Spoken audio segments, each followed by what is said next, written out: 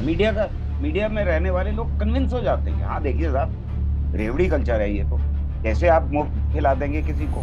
अरे भाई, हक है, महिलाओं का ये हक है कि उनके लिए फ्री बस मुहैया कराई जाए। इस समाज में महिला दबी कुचली है, ये रेवड़ी कल्चर नहीं है। और अगर रेवड़ी है तो बहुत अच्छा है, लोगों को राहत देने को गंदा बना देते हैं। अपनी राहत जब देंगे तो उसका एक ही मकसद होता है कि एहसान जताए। तुमने मोदी जी का नमक खाया है, तुम कैसे नहीं दोगे वोट उन्हें? तुम नमक हरामी करोगे? यहां तक कहने को तैयार हो जाते हैं। ये भयानक है, और लोगों को ये समझना पड़ेगा कि ये किसी भी हद तक जा सकते हैं वोट बटोरने के। मैं पहले तो ये कह दूं कि अगर कोई शख्स, कोई इंसान किसी मुल्क में पैदा हुआ है, इस धरती पर पैदा हुआ है, तो उसको कुछ हक हासिल होने चाहिए जो आज के दौर में सभ्य सोसाइटी के पैमाने माने। यानी उस शख्स का यह हक है बचपन में कि उसको प्यार मिले। जी। दूसरा, उसका सबसे बड़ा हक यह है कि उसकी जरूरतें जिंदगी की पूरी, यानी सोवियत यूनियन में अब से एक सदी से ज्यादा पहले बच्चों के लिए दूध रिजर्व कर दिया गया था क्योंकि दूध की कमी थी। और लेनिन, जिन्होंने वहां इनकलाब किया था, उनको भी चाय में दूध नहीं मिलता था, चाय तक में दूध बंद कर दिया गया था। उन्होंने कहा था, वहां की कम्युनिस्ट पार्टी ने, कि हम बंद कर रहे हैं बाकी सब तरह का कंजम्पशन, हम सिर्फ बच्चों के लिए दूध रखेंगे और बच्चों को फ्री दूध मुहैया। बड़ा हो तो उसका यह हक है कि उसको पढ़ाई लिखाई और खेल कूद का की सहूलतें हासिल। उसके बाद, पूरी करने के बाद अपनी पढ़ाई वो जहां तक पढ़ना चाहता है, और ये भी फैसला धीरे धीरे उस शख्स के ऊपर छोड़ देना चाहिए कि वो कहाँ तक पढ़ना चाहता है और क्या बनना चाहता है। ऐसा नहीं है कि सब डॉक्टर बनना चाहेंगे एक ऐसे समाज में। ऐसा भी नहीं है कि सब इंजीनियर बनना चाहेंगे। ये होड़ तब लगती है जब डॉक्टर को ज्यादा पैसे मिलते हैं समाज में, और एक इंजीनियर को कम मिलते हैं, और उससे कम मिलते हैं किसी और को, और जो बेचारा मैकेनिक होता है उसको और भी कम मिलते हैं, और जो ड्राइवर होता है उसको और भी कम मिलते हैं। तो ऐसा नहीं है कि लोग ड्राइवर नहीं बनना चाहेंगे, ऐसा नहीं है कि लोग मैकेनिक नहीं बनना चाहेंगे। अगर सबकी जरूरतें पूरी हों तो लोग ड्राइवर भी बनना चाहेंगे, मैकेनिक भी बनना चाहेंगे, सबको इज्जत मिले। फिर उसके बाद उसकी जरूरत होती है उसकी शादी, घर, बच्चों की सिक्योरिटी। ये भी एक सभ्य समाज में पूरी तरह से सिक्योर्ड होना चाहिए, इसकी सुरक्षा होनी चाहिए। और फिर आखिरी दिन इज्जत के साथ उसकी अंत्येष्टि की जाए। ये भी एक सभ्य समाज होने का पैमाना। ये हमारे पैमाने हैं सभ्य समाज। लेकिन जिस व्यवस्था में हम आज फंसे हुए हैं, उसमें दुनिया की, सिर्फ हमारे देश की बात नहीं कर रहा मैं, पूरी दुनिया की 10% लोगों के हाथ में 90% दौलत मौजूद है। तो ऐसे में ये जो हक है इंसान के, वो उसे दिए ही नहीं जा सकते। जब हम ऐसा समाज तामीर करते हैं जैसे हिंदुस्तान में हुआ है, और 2014 के बाद जिस तरह से भयंकर लूट की छूट मिली है, उसमें तो कंसंट्रेशन ऑफ वेल्थ इतना ज्यादा बढ़ा है, सबके रोजगार इतनी तेजी के साथ छूटे हैं। जी। इन रोजगार उन उन नौजवानों के रोजगार के ऊपर जिस तरह से डाका पड़ा है, या हमने जिस तरह से प्राइवेटाइजेशन किया है एजुकेशन का, उसमें जिस तरह बच्चों के हक के ऊपर हम डाका डाल रहे हैं कि अगर तुम्हारे माँ बाप के पास पैसे नहीं है तो तुमको अच्छी एजुकेशन मिल ही नहीं सकती। ये सब कुछ हमने 2014 के बाद अपने सामने, अपनी आंखों के सामने घटते हुए देखा। ये सरकार एक ऐसी नीति पर काम कर रही है जो दुनिया में विकसित देश अपने यहाँ तो नहीं अपना रहे, लेकिन वो फोर्स कर रहे हैं दुनिया के और देशों को कि वहां ये नीति अपनाई जाए। और इस नीति का बड़ा ढिंडोरा पिट रहा है, औरों के लिए ढिंडोरा पिट रहा है, अपने लिए नहीं पिट रहा। और हमारे यहाँ भारतीय जनता पार्टी की सरकार ने उस ढिंडोरे का पूरा फायदा उठाया है इस लूट को बढ़ाने में। और लूट का दूसरा पहलू ये है कि एक तरफ आप उन लोगों के जैसे अडानी है वगैरह के जेबें इस तरह से भरें कि सारे मुल्क की दौलत उनकी जेब में पहुंच जाए, दूसरी तरफ आप अवाम को इस हालत में पहुंचा दे कि जब उसको 15 किलो, 5 किलो, 1 किलो, 4 किलो अनाज मिले तो वो कहे आप माई बाप हैं, आपने हमारे ऊपर बड़ा एहसान किया। और ये हमको न सिर्फ दिखाई दिया है उत्तर भारत में, बल्कि दक्षिण भारत में भी होता हुआ हमें दिखाई दिया। तो ये कोई ऐसी नहीं है कि उदारवादी नीति के तहत यूपी में उन्होंने 5 किलो अनाज जो है वो हर फैमिली को दिया है। वहां कहा गया और कैंपेन चलाया गया यूपी के अंदर, इसके एविडेंस मौजूद हैं कि मोदी जी अगर दे रहे हैं तो क्या तुम नमक हरामी करोगे। अब आते हैं रेवड़ी कल्चर क्या जी।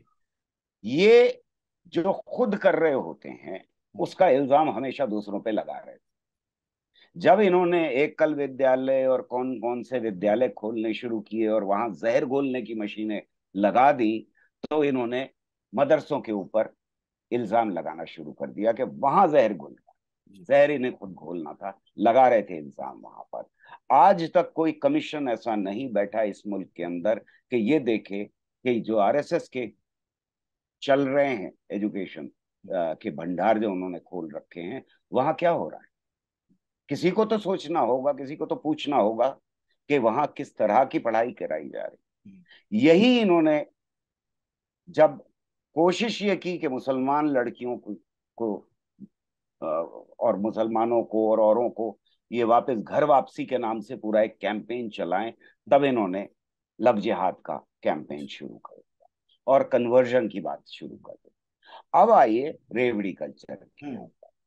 जब कोई दूसरी सरकार आकर राहत देना चाहती है अवाम को, मुझे बिल्कुल इसमें एतराज नहीं है कि 5 किलो चावल दिया जाए, वो नीति बदलनी चाहिए, मैं उसकी बहस अलग रखता हूं। लेकिन अगर भारतीय जनता पार्टी दे रही है तब भी मैं उसके साथ हूं। 5 किलो हो, किलो हो, 15 किलो, ये उनका हक है। ये देश के नागरिक हैं, उनकी राहत उनका हक है।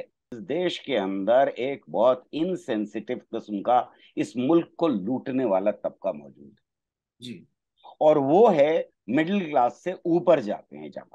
जब आप अपने दोस्तों की जेब, अडानी की जेब भरने के लिए जब पैसा चाहिए होता है तो वो वहां से इकट्ठा किया जाता है, वहां कैंपेन चलाया जाता है। यानी दिल्ली की सरकार होगी, जो राजस्थान की सरकार होगी, उनके ऊपर आप इल्जाम लगाएंगे तुम मत दो, हम देंगे अडानी को, हम जीतने के लिए उसमें से कुछ पैसा निकाल के और राहत देंगे। तो तुम्हें हम चोर कहेंगे, तुम्हें हम रेवड़ी कल्चर वाला कहेंगे और अपने को हम धुला साफ, और ये कहेंगे कि देखिए साहब हम तो कितना ख्याल रखते हैं लोग। ये कैंपेन में मैं यही कह रहा हूं कि ये एक ऐसी सरकार है, ये एक ऐसी पार्टी की सरकार है जो पार्टी हमेशा जो जुर्म करना चाह रही होती है, हमेशा जो खुद करना चाह रही होती है, उसको गंदा नाम दे करके दूसरों के भी लिए कैंपेन चलाती है।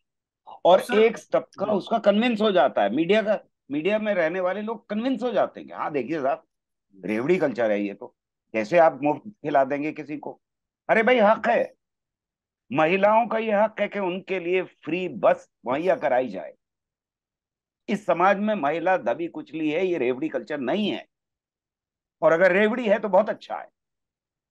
तो अगर लव सर। जिहाद को जी। इन्होंने जिस तरह से गंदा शब्द बना दिया, लव जिहाद का क्या मतलब है अंग्रेजी में ट्रांसलेट करके देखिए। एक अंग्रेजी का शब्द है, दूसरा उर्दू का शब्द है, या अरबिक का शब्द है। जिहाद का मतलब स्ट्रगल है। जिहाद का मतलब अरबिक जबान में स्ट्रगल है। तो लव के लिए स्ट्रगल, संघर्ष, जी। मोहब्बत का संघर्ष को कितना गंदा बना दिया है इन्होंने। ये इसी तरह से लोगों के बांटने को, लोगों को राहत देने को गंदा बना देते हैं। अपनी राहत जब देंगे तो उसका एक ही मकसद होता है कि एहसान जताए। तुमने मोदी जी का नमक खाया है, तुम कैसे नहीं दोगे वोट उन्हें, तुम नमक हरामी करोगे, यहां तक कहने को तैयार हो जाते हैं। ये भयानक है और लोगों को ये समझना पड़ेगा कि ये किसी भी हद तक जा सकते हैं वोट बटोरने के। ये वो लोग हैं जिन्होंने लूट करके बहुत धन जमा किया है और वो जनता का धन था। हमें पता लग गया अभी कर्नाटक में कि 40% की सरकार को किस तरह से लोगों ने डुबो दिया। तो ये वो लोग हैं। और ये लोग, ऐसा नहीं है कि पहले नहीं थे, लेकिन पहले इनके ऊपर दाग भी लगता था, बुरा भी माना जाता था कि कोई घूसखोर है, और ये भी कहा जाता था कि इसको सजा मिलनी चाहिए। जी। अगर आप भारतीय जनता पार्टी के अंदर हैं, आप मुफ्तखोर हैं, तो कोई प्रॉब्लम नहीं। ये वो मुफ्तखोर हैं जो अवाम के ऊपर और दूसरी पार्टीज के ऊपर लगा रहे हैं इल्जाम मुफ्तखोरी का। मुफ्तखोरी नहीं है, ये हक है कि हर भूखे को खाना मुहैया होना चाहिए, और ये सरकारों की जिम्मेदारी है, और इस जिम्मेदारी को हर सरकार को पूरा करना चाहिए। लेकिन अपने आकाओं को खुश करने के लिए भारतीय जनता पार्टी ये करती है। एक तरफ वो मिडिल क्लास को खुश कर रही होती है कि हाँ साहब, देखिए साहब, मेहनत नहीं की। अरे आपने उसको नौकरी ही नहीं दी, मेहनत कहाँ से करेगा वो? आपने उसे पढ़ने नहीं दिया, मेहनत कहाँ से करेगा वो जितनी मेहनत करता है 1 रुपया कमाने के लिए, उतनी ये लोग करते हैं क्या? कौन ऐसा है जो 24 घंटे में करोड़ों रुपया कमा लेगा? अडानी एक जी हैं रिक्शे सर। वाला सुबह से शाम तक इस गर्मी में, जहाँ इस वक्त 40-42 डिग्रीज का वो हो रहा है, उसे एक वक्त की रोटी नहीं मिले। इस समाज के अंदर किस तरह से कहेंगे हम कि हम 5,000 साल की सभ्यता हैं और हम हर प्राणी का ध्यान रखते हैं? अरे इंसानों का ध्यान नहीं रखते, तुम उसे रेवड़ी कल्चर कहते हो? शर्म आनी चाहिए। आप ये समझने की कोशिश कीजिए, और आपके थ्रू मैं चाहता हूं कि आपके दर्शक समझे इस बात को, कि ये इसलिए भयानक है कि पहली बार इस मुल्क में किसी भी पॉलिटिकल पार्टी को फॉरेन फंडिंग अलाउ की गई। जी। इसको सिर्फ हिंदुस्तानी नहीं खरीदता, यहां फॉरेन फंडिंग अलाउड। आप एनजीओ के ऊपर तो ईडी भेज रहे हैं कि उन्होंने फॉरेन फंड्स का गलत इस्तेमाल किया है।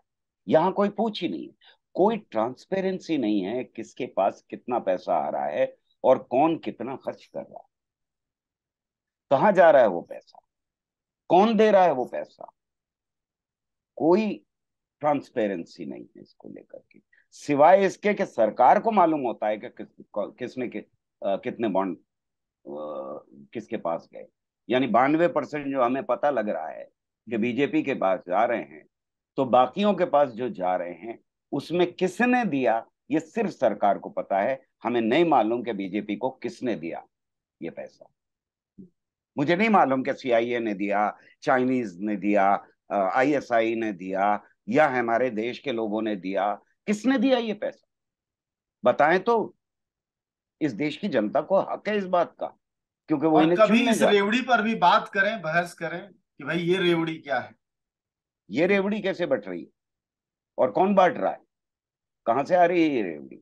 क्या वो लोग हैं जिनको लगातार बचाया जा रहा है ईडी से?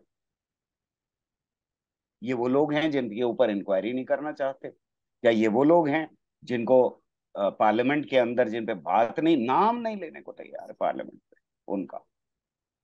वो तो नहीं है कहीं। ये 90% आया कहाँ से, 92% आया कहाँ से? और बाकी सारी पार्टीज आपके आपसे इलेक्शन लड़े जो 10% में है, 8% में है। ये रेवड़ी कब बटेगी? ये पैसा 92% जो आ रहा है वो कहाँ जाएगा? आपके हर शहर में 5 स्टार ऑफिस बनाने में जाएगा, वोट खरीदने में जाएगा, मीडिया को खरीदने में जाएगा। कहाँ जा रहा है ये?